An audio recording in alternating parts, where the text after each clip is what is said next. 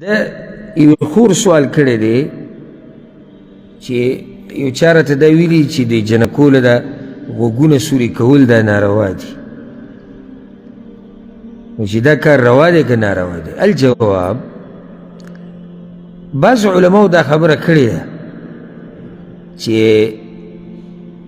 دا غوږونه سوري کول زنانو دپاره دا حرام دي. ولې؟ وایي ځکه چې دې سره هغوی ته تکلیف میلاویږي او الله نه غواړي چې انسان ته هسې تکلیف میلاو شي. دا د هغوی یو خبره ده.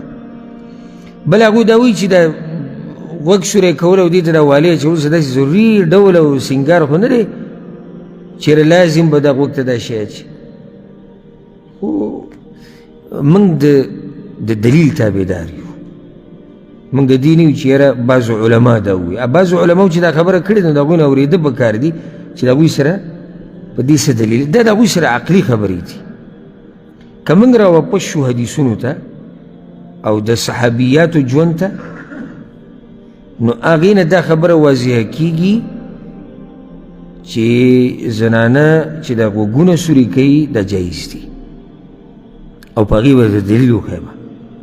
یو دلیل دا دی لکه عبدالله بن عباس مشهور روایت دی په صحیح بخاري صحیح مسلم کې چې رسول صلی الله علیه وسلم یو پیر د جمعې د اختر خطبه وکړه.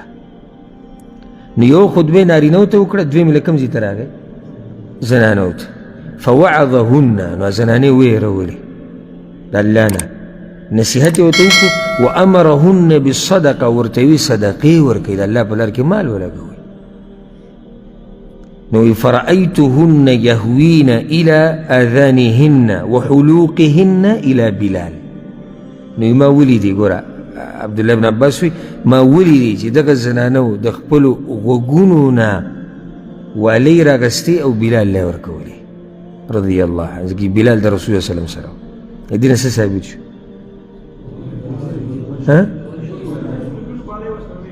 غوږونه والی استعمال کړي، والی چې استعمالوي نو غوږ به ورله سوری کوي. یو روایت کې داسې راځي چې فجعلن یلقین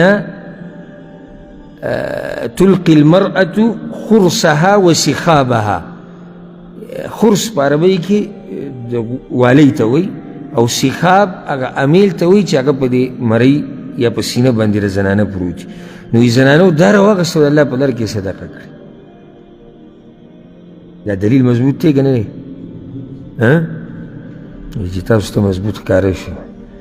دویم دلیل په بل والا، عایشه رضی الله عنها رسول صلی الله علیه وسلم ته د هغه 11 زنانو قصه کړې وه. موږ په یو بیان دوه کې بیان کړی و. د 11مې ښځې د خپل خاوند صفت کړی د ابوزرع، او دا روایت مشهور هم دی په دې باندې حدیث د ام زرع، ځکه چې دا ښځه د خپل خاوند نه انتهایي خوشحاله وه. نو دې څه ویلي وو؟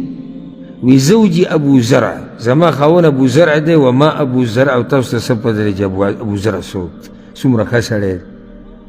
اناس من حلي اذنیه،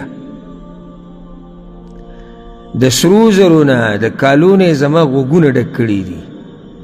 ښه سړی دی. نو یو ښه کار یې څه کړی دی چې زما غوږونه د کالو نه ډک کړي دي. نو سړی چې په دې کې څه دلیل دی؟ تاسو ما پوه کولی شئ؟ نو صحیح شو، هغې سوري کړي وو، خو دا دلیل دی په دې چې دا کار جایز دی؟ بارک الله فیک.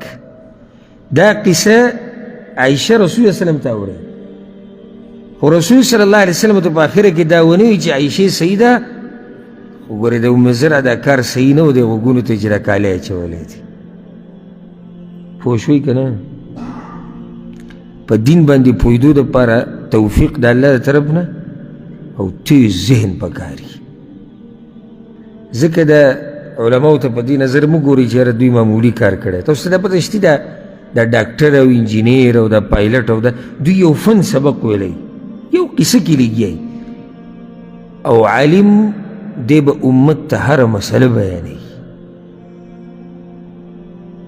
نو دا ګران کار دی خو چې الله یې چاته احسان کړي. ته به د یو ځینو دلیل پیدا کړې، د بل ځینه به را پیدا کړي. الغرض زنانه غوږونه سوري کولی شي. دا خور وایي چې دا نوی ویسټایل راوتی چې دا بره دا کرچې چې کوم دی دا سوری کوي د غوږ دا هېڅ خبره نه ده که بره سوری کوي او که لاندې سوری کوي او که پوزې سوری کوي دا هم څه خبره نه خو صرف دوو خبرو ته به کته وغواړي یوه چې دې کې د بدکارو ښځو سره مشابهت را نشي لکه اوس په بدن کې بس ځایونه به داسي چې هغه به د انګریزانو د زنانو عادت وي چې دغه ځای به سوری کوي او هلته به امیل یا والۍ څه شی ورچوي مسلمانه زنانه به دا چل نه کوي یا بدکاره فاحشه زنانه چې کوم چلونه کوي مسلمانه زنانه به دویم چې بدن ته پکې نقصان نه رسي نقصان خو پکې شتي که نه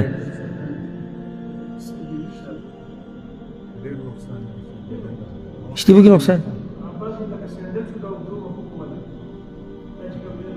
اخو عام ډول ته یادې هغې له زنه زه د غوږونه سوري کول پوزه سوري کول